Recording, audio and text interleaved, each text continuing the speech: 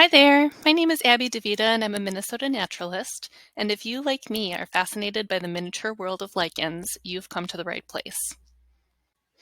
I'll take you on a hike along the Superior Hiking Trail from Ely's Peak to Spirit Mountain, going through West Duluth. It's amazing what you can spot when you just know where to look. I used Joe Waleski's Lichens of the Northwoods guidebook, which is a great resource to help identify some of the lichens we'll see here today. So what exactly is a lichen?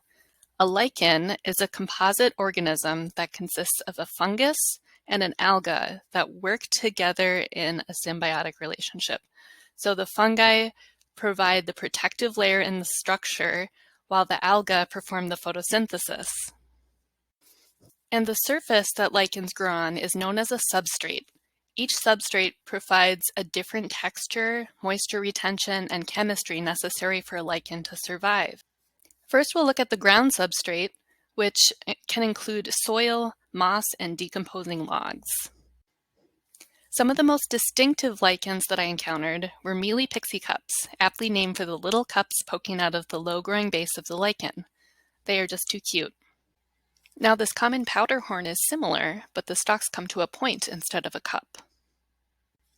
Here we have a type of pelt lichen that I could only narrow to the genus with certainty. So if you have any ideas on what this is, please leave a comment. As I found out early on, lichens are not so easily identified by sight. They can change color depending on whether they're wet or dry, and determining the difference between species can come down to testing the color reaction of the compounds in the lichen using chemicals. This next one is also a pelt lichen, and quite possibly a dog pelt lichen. And last, we have a scaly pelt lichen. And as you can see, all of the pelt lichens that I encountered were growing out of a bed of moss. So that says something about the type of environment they like. Next, we have the rock substrate, which can include boulders, cliffs, concrete, and even the shingles on your roof. This green shield lichen is found on many of the exposed rock faces around Ely's Peak. Now, I think this one is so cool. It's called rock foam, and I found it a ways off the trail where it was protected from hiking boots. This lichen was over an inch thick, so I imagine it had been growing undisturbed for quite some time.